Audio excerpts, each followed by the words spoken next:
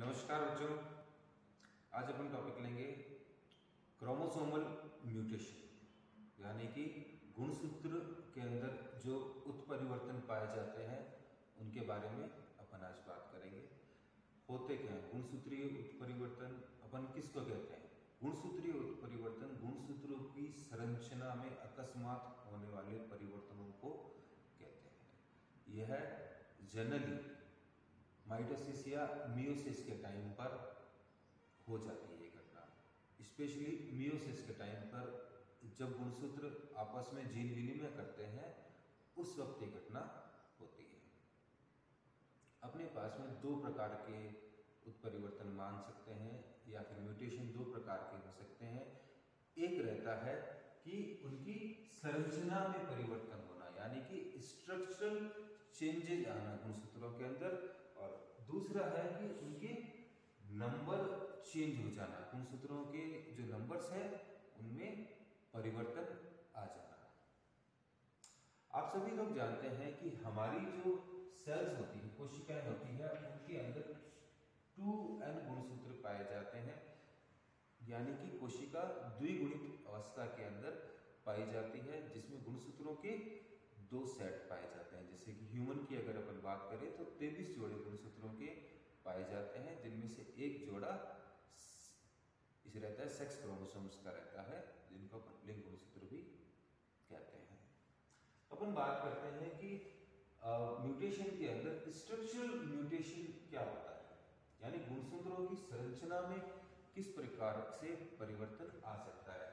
सबसे पहले अगर अपन बात करें डिलीशन की, डिलीशन क्या होता है बच्चों कि अगर जैसे मान लिया ये आपके पास गुणसूत्र है, यह सामान्य अवस्था का गुणसूत्र है, इसके अंदर अगर कोई पोर्शन यहां से लैप्स हो जाता है, अगर कोई पोर्शन यहां से लैप्स हो जाता है तो उसको अपन कहेंगे डिलीशन गुणसूत्र।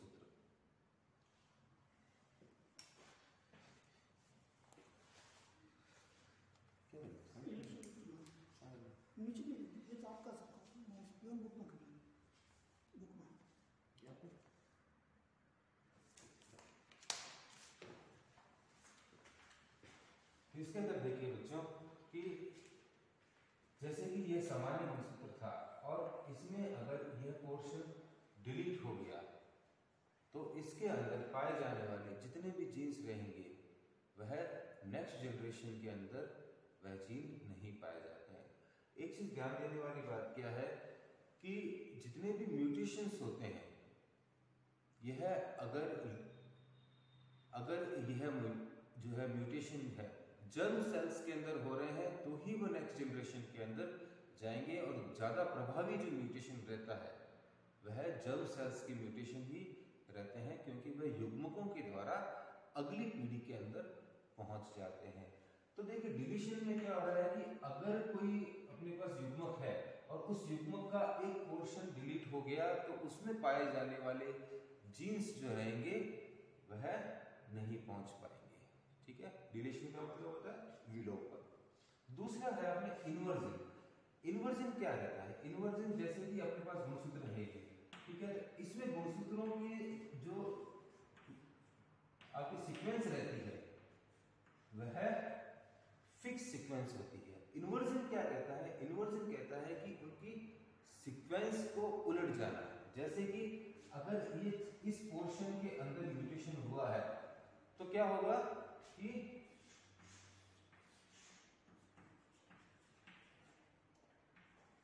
उसके बाद 7, 6 और 8, मतलब कि ये जो सीक्वेंस है यह सीक्वेंस चेंज हो चुकी है। यह सीक्वेंस चेंज हो जाने के कारण से इसमें इन्वर्जन हो जाता है, सीक्वेंस चेंज है। यह भी आपके 2 टाइप्स का रहता है, 2 प्रकार का रहता है, पेरिसेंट्रिक एंड पैरासेंट्रिक। पेरिसेंट्रिक इन्वर्जन क्या कहलाता है? जिसके अंदर जो आप सेगमेंट रहेगा उसके अंदर सेंट्रोमियर इंक्लूडेड अगर रहता है उसको कहते हैं पेरिसेंट्रिक, और ये वाला जो म्यूटेशन अपन ने दिखाया था इन्वर्जन, ये कहलाएगा पैरासेंट्रिक, जिसमें कि सेंट्रोमियर इंक्लूडेड नहीं होता है। तीसरा प्रकार आता है ट्रांसलोकेशन। ट्रांसलोकेशन में क्या रहता है कि इसमें एक सेगमेंट गुणसूत्र का टूटकर दूसरा जो गुणसूत्र रहता है उसके अंदर चला जाता है। इसको अपन एक्सप्लेन करें।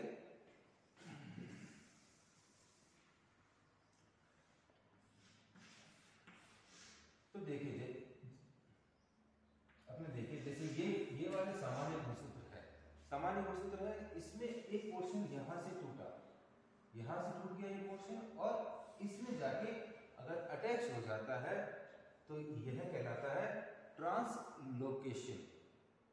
ट्रांसलोकेशन मतलब एक जगह से टूटकर चला जाता है और अगर वापस उसका हिस्सा टूटकर अगर इधर आ जाता है तो ये क्या बन जाएगा, वापस नॉर्मल गुणसूत्र हो जाएगा और ये कहलाएगा फिर रेसिप्रोकल ट्रांसलोकेशन। यानी कि अगर सेगमेंट्स का आदान प्रदान हो गया है टूट के पूरा, वह कहलाएगा रेसिप्रोकल ट्रांसलोकेशन। यह समजात गुणसूत्रों में हो यह चीज जरूरी नहीं है, असमजात गुणसूत्रों में भी हो सकता है। डुप्लीकेशन क्या है? डुप्लीकेशन का मतलब है कि डीएनए रेप्लिकेशन के समय एक सेगमेंट का डुप्लीकेशन होकर वह सेगमेंट डबल मात्रा में चला जाता है। जैसे कि नॉर्मल यह क्रोमोसोम है लेकिन ये जो पोर्शन है इसका ये डुप्लीकेट होकर अगर एक्स्ट्रा पोर्शन बन जाता है तो इसे कहेंगे अपन डुप्लीकेशन ऑफ क्रोमोसोम्स। यानी कि ये जो इसके अंदर जो रहेगा युग्मक के अंदर इन जीन्स की मात्रा डबल हो जाती है, इसको कहेंगे अपन डुप्लीकेशन। ठीक है बच्चों, एक डिलीशन जिसमें कि सेगमेंट गायब हो जाता है, फिर आता है इन्वर्जन जिसमें कि जीन्स का जो क्रम रहता है वह क्रम ही बदल जाता है, तीसरा रहता है ट्रांसलोकेशन मतलब सेगमेंट्स का आदान प्रदान हो जाता है, चौथा है डुप्लीकेशन जिसमें कि डीएनए का अमाउंट जो है वह जीन्स ज्यादा मात्रा में चले जाते हैं, डबल हो जाता है, इसको अपन कहेंगे डुप्लीकेशन।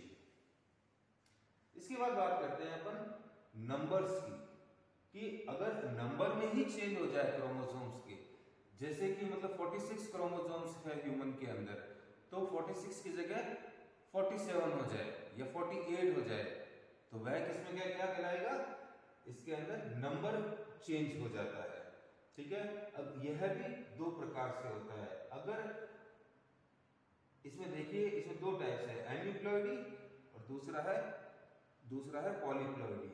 अगर एक या दो जो रहते हैं गुणसूत्रों की संख्या कम या ज्यादा होती है तो उसको कहेंगे अपन एन्यूप्लॉइडी, लेकिन अगर सेट की संख्या ही चेंज हो जाती है तो उसको कहेंगे अपन पॉलीप्लॉइडी। अब इसमें देखिए इसमें क्या रहता है, एन्यूप्लॉइडी की अगर अपन बात करें तो जैसे कि इसमें रहता है मियोसिस जब होता है, मियोसिस की जब घटना होती है तब क्या होता है, गुणसूत्र आपस में सेपरेट होते हैं, लेकिन कई बार गुणसूत्र आपस में सेपरेट नहीं हो पाते, जिसकी वजह से एक जो हाफ कोशिका रहेगी, एक जो युग्मक रहेगा और उसके अंदर दो गुणसूत्र चले जाएंगे और दूसरी पहले वाली में 0 रह जाएंगे। जैसे कि अपन एग्जांपल के तौर पर समझिए, ये कोई कोशिका है और इसमें गुणसूत्र है, ये है दो गुणसूत्र हैं, इनका सेपरेशन होना था, सेपरेशन होने के बाद एक गुणसूत्र इधर चला जाता, एक गुणसूत्र इधर चला जाता, लेकिन इनमें नॉन डिस्टिंक्शन की वजह से नीचे वाली जो कोशिका है उसके अंदर दो गुणसूत्र चले गए और ऊपर वाली कोशिका में कोई गुणसूत्र नहीं रहा। तो इसमें क्या रहेगा, ये वाला जो युग्मक बनेगा उसमें एक गुणसूत्रों की जो संख्या रहेगी वह ज्यादा रहेगी, एक गुणसूत्र ज्यादा रहेगा और इसके अंदर 0 गुणसूत्र हो जाएगा, यानी एक गुणसूत्र इसमें कम हो जाएगा। अब यह भी कई प्रकार से रहती है, जैसे कि अपने जैसे 2n जो रहते हैं क्रोमोसोम्स, अगर 2n में से -1 हो जाता है तो उसको कहते हैं अपन मोनोसोमी कहते हैं, इसको क्या कहेंगे अपन, मोनोसोमी।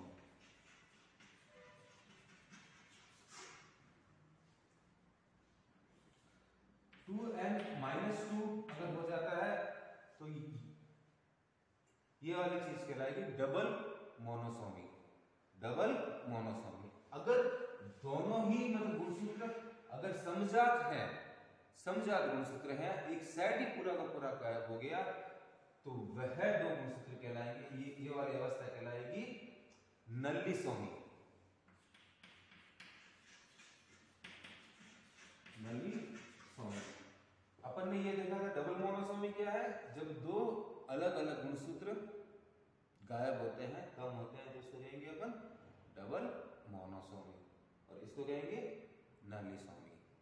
इसके अलावा अगर कोई भी गुणसूत्र की संख्या बढ़ जाती है, जैसे कि 2n+1 हो गया, तो उसको कहेंगे अपन ट्राइसोमी। इसको ट्राइसोमी कहते हैं। अगर 2n+2 हो गया, इसको कहेंगे टेट्रासोमी। इस प्रकार से एमीप्लॉइडी रहती है। अगर इसकी बात करें पॉलीप्लॉइड की, यह जंतुओं में कम अवस्था में पाई जाती है, लेकिन पौधों में इनकी संख्या ज्यादा रहती है। इसमें एक सेट ही पूरा का पूरा इंक्रीज हो जाता है, जैसे कि अगर 2n की जगह 3n हो जाना, तो इसको क्या कहेंगे, इसे हम ट्रिप्लॉइडी, इसको ट्रिप्लॉइडी कहेंगे। अगर 4n हो जाता है उसको कहेंगे टेट्राप्लॉइडी। इसी तरह से 5n 6n यानी हेक्साप्लॉइड हो जाता है। हेक्साप्लॉइड हमारा जो गेहूं है वह रहता है हेक्साप्लॉइड अवस्था के अंदर रहता है। ट्राइटिकम एस्टिवम जो है हेक्साप्लॉइड अवस्था में रहता है, 6n की फॉर्म के अंदर रहता है। तो ये बच्चों है आपके म्यूटेशन है क्रोमोसोम्स के अंदर, किस प्रकार से म्यूटेशन पाया जाता है। नेक्स्ट क्लास में अपन करेंगे जीन म्यूटेशन वगैरह के बारे में अपन बात करेंगे। डीएनए लेवल पे जो म्यूटेशन रहता है उसको अपन जीन म्यूटेशन कहते हैं। जीन में किस प्रकार से चेंजेस हो सकते हैं। ओके बच्चों, थैंक यू।